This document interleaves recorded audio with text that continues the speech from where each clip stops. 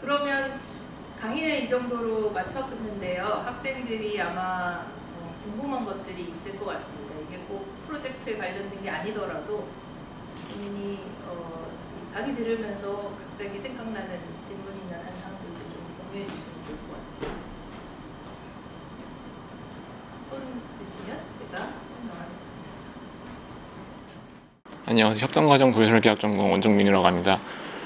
개인적으로 궁금한 게 이제 현장에서 이제 BIM을 AR이나 이제 XR로 확인을 했을 때 이거에 대한 이슈 사항을 또 이제 사무소에서 설계하고 있는 분들이랑 좀 이렇게 커뮤니케이션이 되면서 좀 현장에서 처리할 수 있는 것들을 바로바로 캐치를 하는 식의 좀 커뮤니케이션을 할 수 있는 기능 같은 것들도 혹시 뭐 추가가 될 수 있는 가능성이 있는, 예, 그러니까 시공 현장과 설계사가 이제 얘기를 하는데 이제 뭐 결국에 BIM 데이터를 기반으로 하다 보니까 그 현장에서는 이제 렌즈로 BIM을 보고 사무소에서는 BIM을 같이 보면서 이제 그거에 대해서 서로 커뮤니케이션 할 수 있는 그런 라인 같은 것들도 이제 어플 안에 들어갈 수 있는 가능성이 있을지 궁금해서.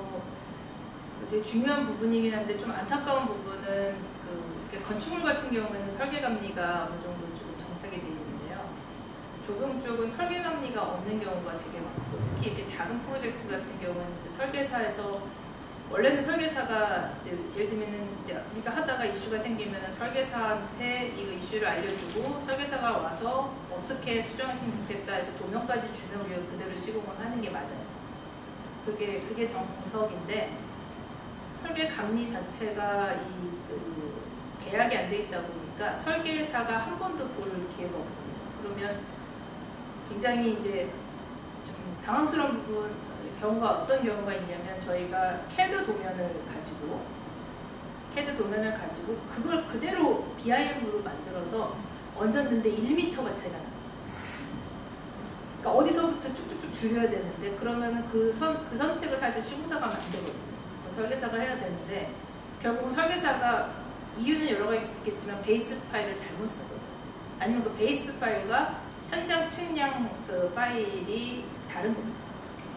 그래서 저희도 처음에 이 따오기 할 때 디지털 트윈은 이제 그런 거 생각 안 하고 저희도 처음 하는 프로젝트다 보니까 이거를 그대로 BIM으로 만들어가지고 가져갔더니 1m가 차이가 나서 어디서부터 줄여야 될지를 해서 설계를 결국은 다시 수정을 저희가 한 거예요. BIM 파일.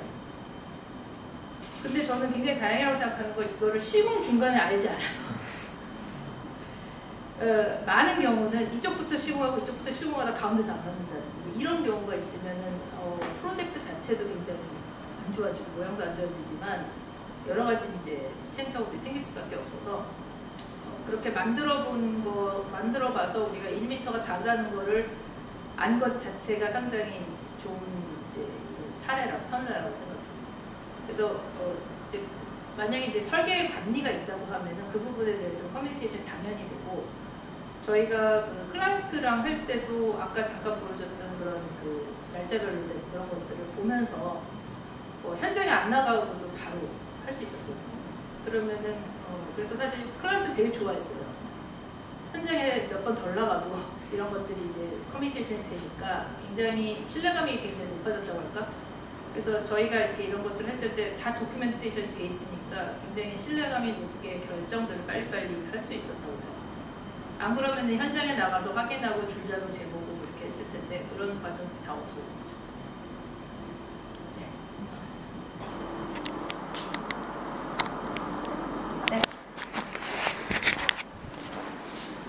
네, 안녕하세요. 저 환경설계학과 신입생 문주원이라고 합니다. 제가 건축 설계 사무소에 좀 다니고 인테리어 시공회사에서도 좀 일한 백그라운드가 있어서 이걸 보면서 저거를 실제로 건설 현장에 발령을 한다면 어떻게 해야 될까라는 고민을 많이 했었는데 약간 현장에 나갔을 때 조금 놀랐던 부분이 거기 계신 분들이 인테리어 현장에서 그 인부들이 워낙 고령화가 돼 있으니까 가서 제가 이제 도면을 아무리 갖다 줘도 그걸 가져가서 한 번씩 다 설명을 하고 작업 지시를 하고 그리고 나서도 또 잘못 시공이 돼 있는 경우가 많고 이래서 저런 글래스를 쓰고서는 뭔가 그 사람들한테 그걸 갖다 줘도 그거를 제대로 읽어내기가 어려울 거라는 생각이 들더라고요. 그래서 그거를 뭔가 어떤 젊은 사람이 아까 대학생을 이제 채용을 하셔서 이렇게 일을 했었던 것처럼 그걸 읽어주는 사람이 따로 필요할지 아니면은 그 사람들이 시공한 사람들이 직접 그거를 착용을 하고 읽어낼 수 있는 그런 게 가능할지가 조금 궁금했습니다. 이 시공 현장에 굉장히 어려운 점이 엄청나게 고령화가 되고요. AR 쓰면 어지러워하세요. 그래서 그걸 쓰고 작업을 하기에는 요청을 할 수가 없고 그 두 가지가 다 필요한 것 같은데 일단은 굉장히 젊은 설계나 시공에 관심 있는 사람들이 그러니까 시공도 굉장히 좀 젊어져요. 그래서 제가 우리 학생들한테도 그러니까 우리 학생들 연구실이 아니라 환경설계학과 학생들한테도 가끔 얘기를 많이 하는데 설계사무소에 가는 것만이 자기 직업 방향은 아니다.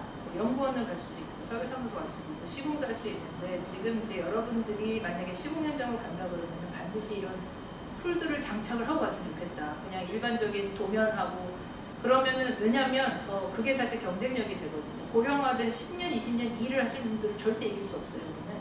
근데 툴로서 그런 것들을 그러니까 이런 정보들이 결국은 그분들이 몇 년 동안 쌓은 경력을 내가 정보를 액세스할 수 있게 해주는 거거든요. 그래서 반드시 그런 쪽에 뭔가는 자기 카드는 가지고 갔으면 좋겠다는 생각. 그 설계도 마찬가지고요. 하고 있고요. 그래서 이제 고령화의 문제는 진짜 좀 젊은 학생들이 시공 쪽에 관심을 좀 다 가질 필요는 없지만 몇 명은 좀 가졌으면 좋겠다. 진짜 만들어지는 걸 관심 있는 사람들은 그랬으면 좋겠다는 거랑 그다음에 저희가 여기에는 이미지가 없는데 맨 처음에 이걸 할 때 작업반장님을 이걸 이제 씌워드리지 않고 그냥 모니터로 보여드려도 되는데 작업반장님한테 아까 레이어링한 것처럼 완전히 이제 아무것도 없는 거에서 그쪽부터 올라가는 걸 쭉쭉쭉 보여드렸어요. 그 각관이 올라가고 뭐 올라가고 그다음에 이거 하고 그것이 그 공정에 따라서 그래서 그 구멍이 파져지고 그다음에 놀이 스쳐 올라가고 그걸 쫙 보여드렸더니 이렇게 이 순서는 바로 이해를 하시더라고요. 최소한 작업반장님 정도는 한번 그거를 시뮬레이션을 하면서 현장에서 그걸 쓰고 예를 들면은 이게 이제 한 달 후엔 이 정도, 이걸 보여드리는 게 굉장히 도움이 많이 됐고 그것 때문에 이제 아주 협조적으로 저희가 하는 거에 협조적으로 이셨다는 거고. 네, 저는 환경조경학과 고혁준이고요. 저는 궁금한 게 사실 조경 공사 이런 시공한다는 게 되게 사실은 건축이나 이런 부분보다 시공비가 굉장히 적은 걸로 알고 있는데 제가 이게 시공비가 이런 식으로 진행을 했을 때 얼마나 줄어드는지나 만약에 이게 이런 식으로 시공했을 때 시공비가 더 많이 든다면은 사실 설계 좀 고급화는 되겠지만 실제로 적용하기는 좀 힘들 수도 있겠다. 약간 이런 생각이 드는 부분이 있는데 이거는 어떤지 궁금하고요. 그 다음은 사실 설계도 해보시고 시공도 해보셨으니까 이런 식으로 시공을 했을 때 문제가 없겠다라는 어느 정도의 그런 부분을 알고 BIM 모델을 올리고 이러셨을 텐데 만약에 다른 설계회사 제가 다녀봤던 그런 곳에서는 시공에 대한 지식이 엄청 많지는 않았단 말이에요.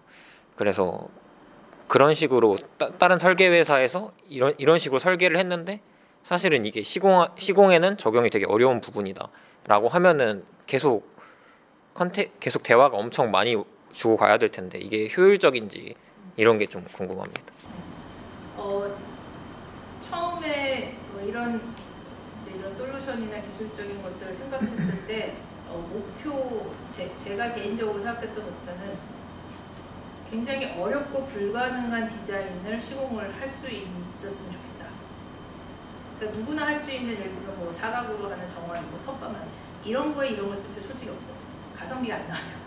그러니까 아니고